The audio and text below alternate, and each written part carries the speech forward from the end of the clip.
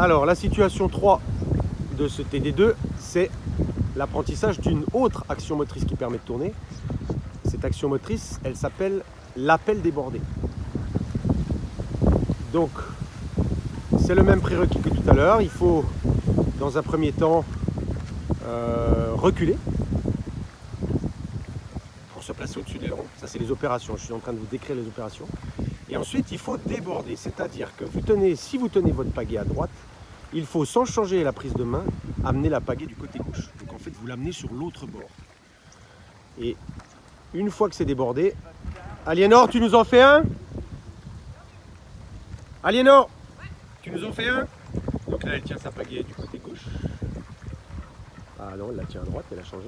Et donc elle a débordé, c'est-à-dire qu'elle emmène la pagaie côté gauche. Et là, elle se précipite un peu. Et elle effectue, donc elle enfonce la pale et elle tracte l'avant de la planche qui dérape, hein, puisqu'on l'a dit, pour faire son 360. Là, elle était un peu loin derrière sur sa planche, donc au point de rupture.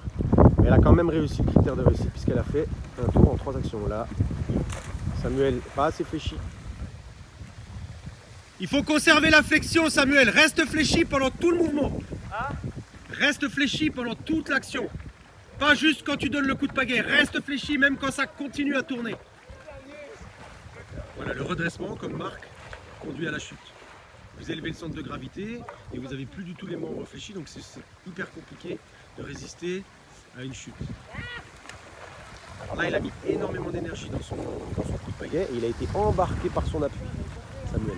J'espère que vous voyez suffisamment. Donc d'une manière générale, vous voyez, ils sont un peu scotchés à la bouée orange, le vent les pousse à droite. Ils sont un peu toujours en train de se replacer. T'es à peu près du quai, Marc, hein. Attention à la chute là. Ouais. Alors, Samuel au milieu là, voilà, qui prend un peu plus de temps. Donc on va regarder Aliénor, donc elle se précipite Aliénor. Samuel qui tenait sa pagaie à gauche a débordé à droite. Reste fléchi Samuel, reste fléchi, reste. Voilà.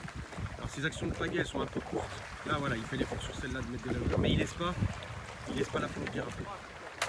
Précipite un peu le mouvement. Mais c'est quand même correctement réalisé.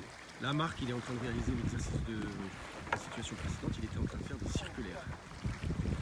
Donc ça, Marc, ce sont des circulaires. Hein. Ça, c'est une propulsion circulaire, ce que tu faisais. C'est l'exercice précédent. Alors pourquoi apprendre deux techniques différentes ou deux actions différentes? Tout simplement parce qu'en situation de course, quand vous allez passer une bouée, celui qui va être à l'intérieur du virage, si vous êtes en confrontation avec un adversaire, donc là c'est pas du tout ça, hein, Marc. Là il fait une rétropropulsion, donc ça c'est interdit, verboten pour les Erasmus.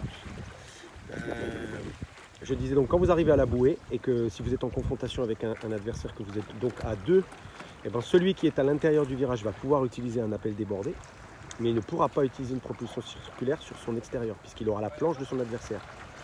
Et c'est la logique inverse pour celui qui est à l'extérieur du virage. C'est-à-dire qu'à l'intérieur du virage, il y aura la planche de son adversaire, donc il ne pourra pas faire une débordée. Par contre, il pourra faire une propulsion circulaire. Donc d'où l'intérêt d'apprendre les deux techniques pour être capable de les réinvestir dans une situation de course. La situation suivante, c'est pas vraiment une situation autonome, unique, c'est une variable des deux, de la situation 2 et de la situation 3. Donc là, en guise de variable, Aliénor, si tu veux bien enchaîner les deux, appel débordé suivi d'une circulaire.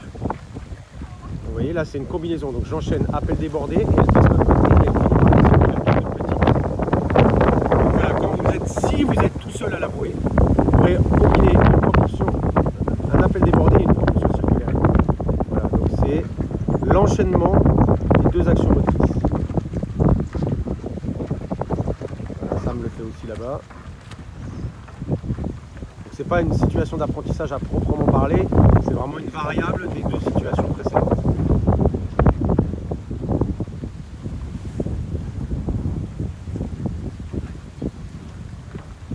Donc ici aussi, même dans la variable, l'idée c'est d'effectuer un 360 en utilisant 3 actions motrices maximum. Donc une pour Aliénor, une deuxième et une troisième. Voilà, donc c'est réussi.